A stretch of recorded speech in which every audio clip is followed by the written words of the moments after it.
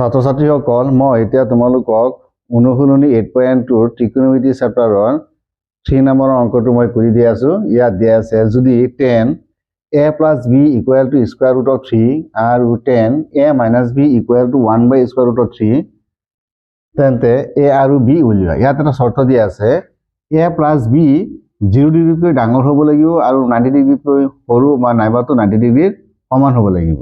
আৰু ইয়াত a greater than b অৰ্থাৎ a যেটো ওলাব এটো সদায় b তকৈ বেছি বা ডাঙৰ হ'ব লাগিব। কিন্তু মই এটা অংকটো কৰি দি আছো। ইয়াত দিয়া আছে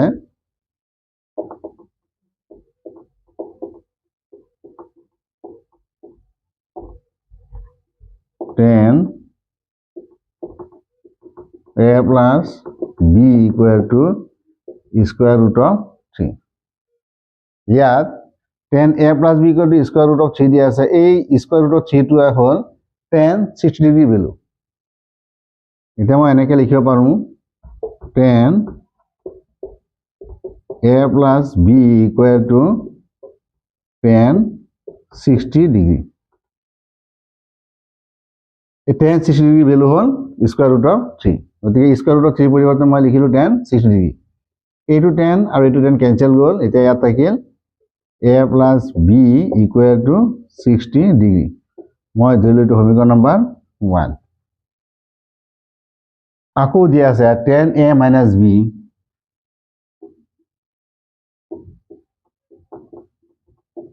equal to 1 by square root of 3।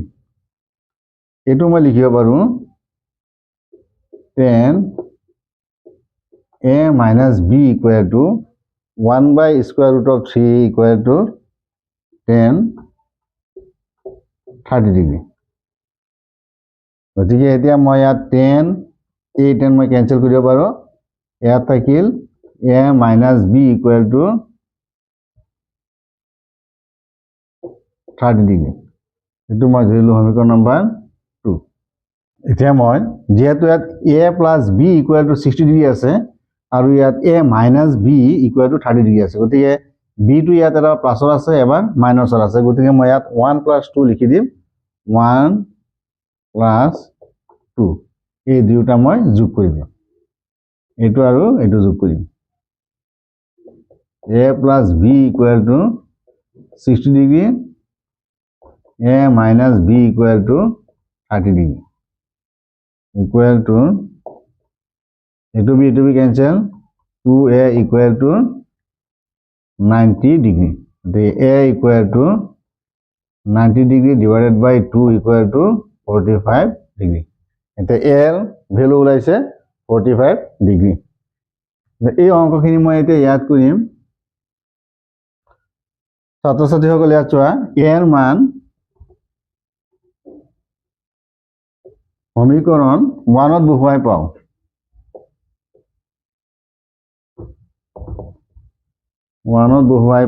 সমীকৰণ 1 দি আছে a plus b equal to 60 degree. তো a ওলাইছে ইয়াত 45 ডিগ্ৰী।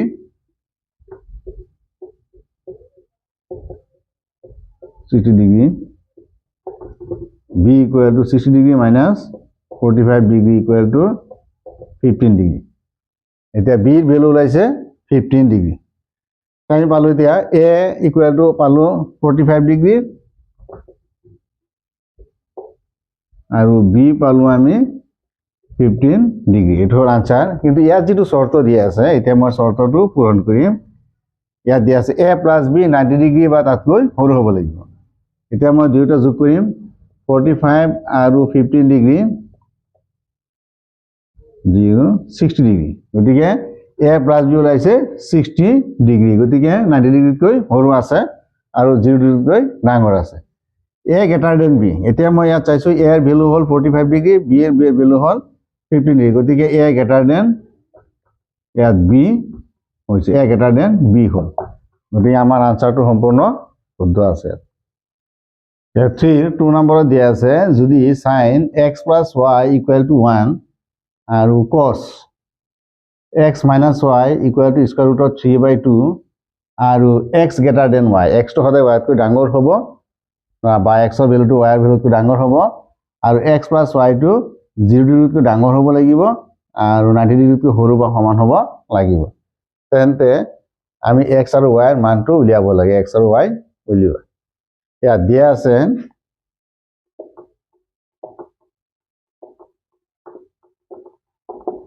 ইয়াত দিয়া আছে sin x plus y equal to 1 গতিকে sin x plus y equal to এই 1 যেটো ভ্যালু আছে ইয়াত 1 টো হল sin 90 ডিগ্ৰী 1 sin 90 ডিগ্ৰী 1 গতিকে এইটো 1 ৰ পৰিৱৰ্তে মই লিখি দিলো sin 90 ডিগ্ৰী এইটো sin এইটো সাইড কেনসেল গল এতিয়া x plus y equal to 90 degree মই ধৰিলো এইটো সমীকৰণ নম্বৰ 1 আকৌ দিয়া আছে cos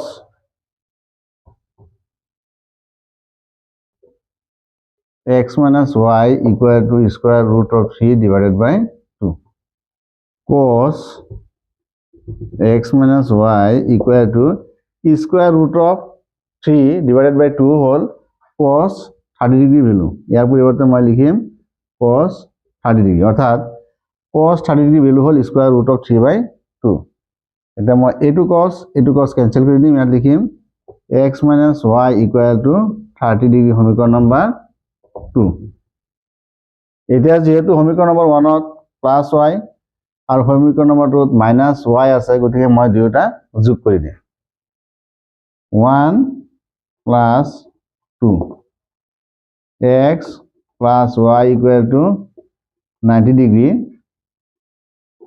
x minus y equal to 30 degree দুয়োটা যোগ কৰিলে a2 y আৰু a2 y কেনসেল ইয়াত হ'ব 2x equal to 120 degree so x equal to 120 degree divided by 2 equal to 60 degree so x ৰ মান পালো মই 60 degree এটা x ৰ মান সমীকৰণ 1 ত বহুৱাই পাও